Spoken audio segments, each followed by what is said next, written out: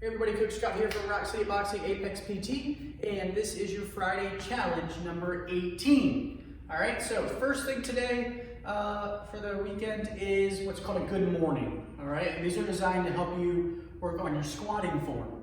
Okay, so what you're going to think about doing, I'll demonstrate this one from the side here. Feet are hip width apart.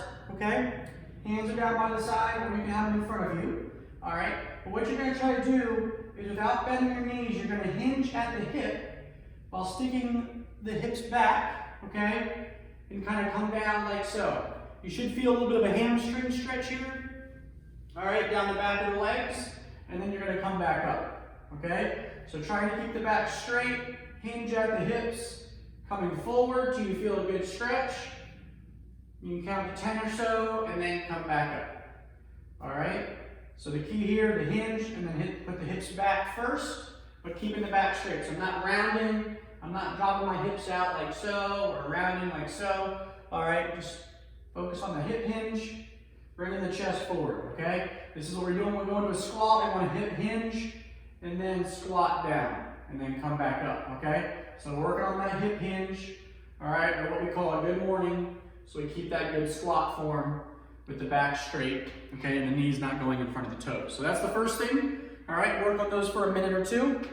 And then the second thing we're gonna be working on is some heel raises, but a little bit of a change. We're gonna do them with a ball, if you have one, hopefully, between your feet. So you can use a small ball or a larger ball with this, and I'll use this one because I have it handy right here. Basically, you are squeezing the ball in between the heels with the ankles, so you're squeezing the ball and then doing a toe raise and then coming back down while keeping some tension on that ball, okay? So this does challenge your balance a little bit as you're coming up and down, trying to hold for a 3-second pause at the top.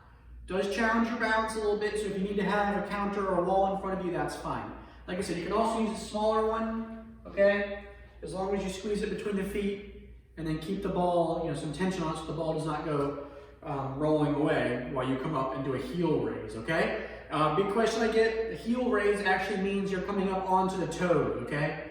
All right, so when you're doing a heel raise, you're raising the heels up by pushing the toes into the floor, okay? The ball goes between the ankles or the heels there. So, next one that we're gonna work on is down on the floor, a mat, a couch, a bed, so on. Is the power trunk rotation, all right, in quadruped. So you're going to get into quadruped, okay, and instead of thinking about movement amplitude, size, and speed with this, I want you to view this one as more of a stretch, okay? So the idea is you're in kind of a quadruped slash push-up position. You drop the one hand through, reaching through, and try to lower yourself down, using your muscles, using your arm, to tap your shoulder to the floor. So I'm reaching as far as I can and twisting, okay? And then I'm coming back up and then twisting up as far as I can to reach towards the ceiling, all right? So again, this is more of a stretch. Then you can switch sides. I'm trying to go as big as I can. So I'm reaching as far as I can. I'm twisting, shoulders down. And then I'm coming back up. Same thing, twisting and reaching as much as I can get, all right? And then working those a few per side. Okay, so I'm not going fast, I'm taking my time, I'm trying to rotate as much as I can, trying to get some trunk rotation there. Next exercise is a clock lunge. Okay, so this is another one that if the balance is off a little bit, you might want to do it next to a wall, a counter, or a table.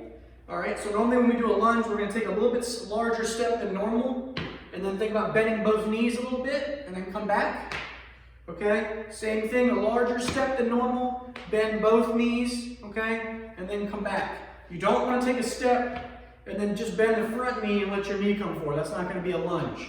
The easiest way to think about it is take a larger step than you normally used to, and then bend both knees a little bit and sit into the lunge, okay? What makes this a clock lunge is you're going to pretend there's a clock around you, okay, and you're going to lunge at different times. So you can lunge to 12 o'clock, you can lunge to 3 o'clock, you can even lunge to 6 o'clock, okay?